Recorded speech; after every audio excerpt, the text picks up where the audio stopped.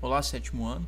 Nas semanas 3 e 4 do PET 5 de Matemática, vocês vão estudar mais sobre grandezas diretamente proporcionais e inversamente proporcionais através de problemas.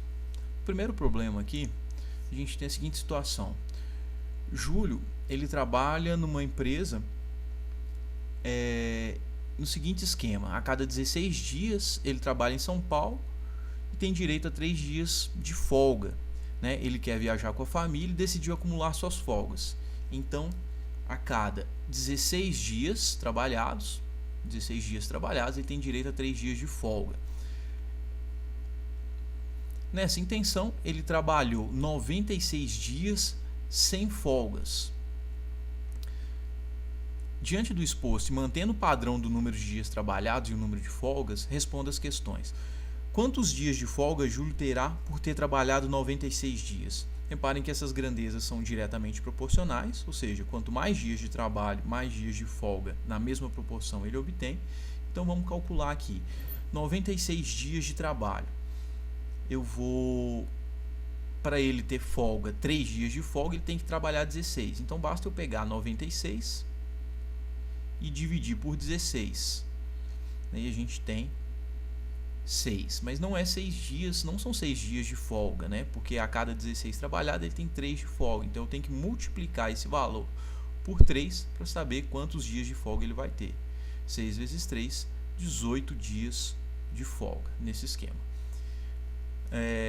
Para obter mais 30 dias, quantos dias seguidos de trabalho serão necessários? Então, mais 30 dias de folga.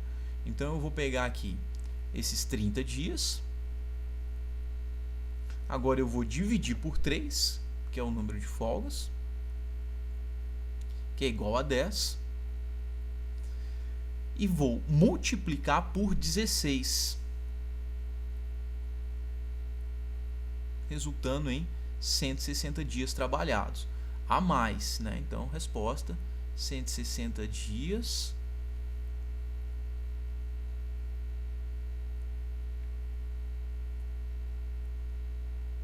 a mais de trabalho.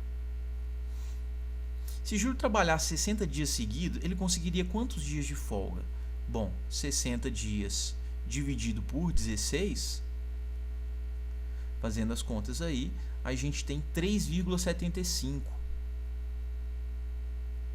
Multiplicando por 3, que são o número de dias de folga, a gente obtém 11,25. Só que 11,25 dias não é um número inteiro, Ele teria então 11 dias de folga acumulados.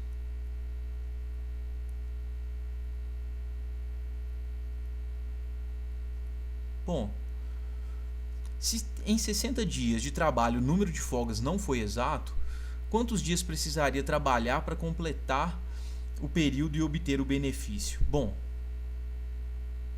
então, como o resultado aqui foi 11,25 nesses 60 dias, eu vou pegar esse... Eu não consigo fazer com 11,25, Não é um número exato. Então, eu vou arredondar para cima. Então, eu vou pegar 12 dias e dividir por 3, que é o número de folga, de dias de folga, que é igual a 4, e agora eu multiplico por 16, resultando em 64. Então, ele teria que trabalhar, além dos 60 dias, mais 4 dias para ter um número exato de folgas, Bom, dando sequência aqui aos exercícios envolvendo grandezas diretamente proporcionais, vamos observar esse exercício 4. Carla visitou uma fábrica de jeans. Ao entrar na fábrica, um quadro chamou sua atenção. Ele expressava o total de calças produzidas em determinado período de tempo. A cada 5 horas, a quantidade de calças produzidas era de 300. 10 horas não tem o valor, 15 horas 900 e 20 não tem o valor. Reparem que quanto maior o tempo, maior a quantidade de calças. Então vamos responder aqui as perguntas. Calcular as quantidades de calças produzidas em 10 e em 20 horas. Então, se de 5 para 15 eu estou triplicando meu tempo, vezes 3, eu vou triplicar também o número de calças. Se eu dobrar o tempo, eu vou ter que dobrar a quantidade de calças. Então, logo, a quantidade de calças produzida para 10 horas são o dobro de 300, que é 600. Mantendo esse mesmo raciocínio, essa mesma proporção, de 10 para 20, eu multiplico por 2.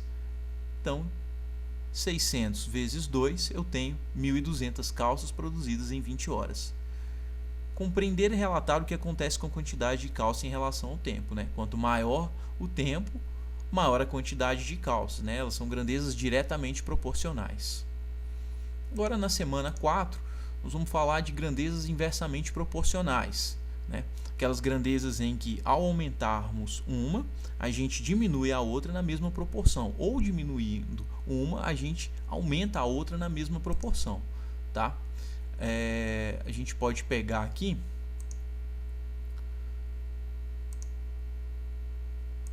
vamos pegar como exemplo aqui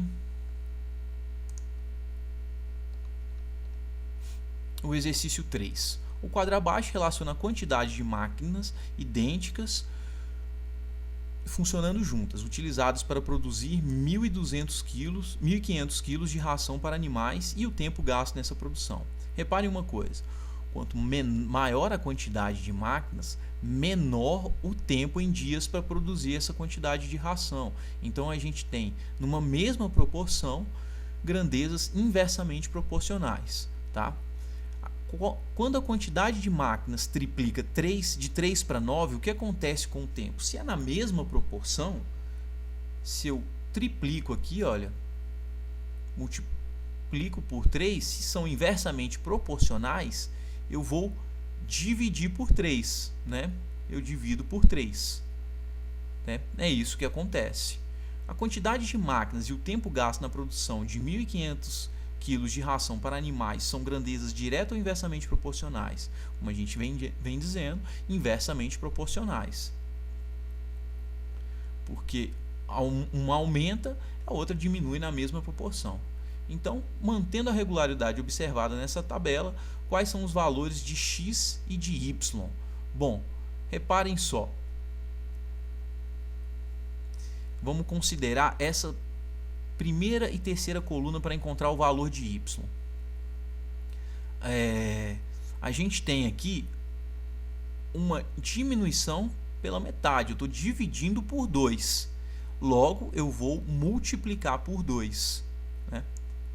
Então, y vai ser igual a 3 vezes 2, que é igual a 6. Então, com 6 máquinas, vai produzir em 12 dias. Agora, vamos ver aqui essa segunda coluna.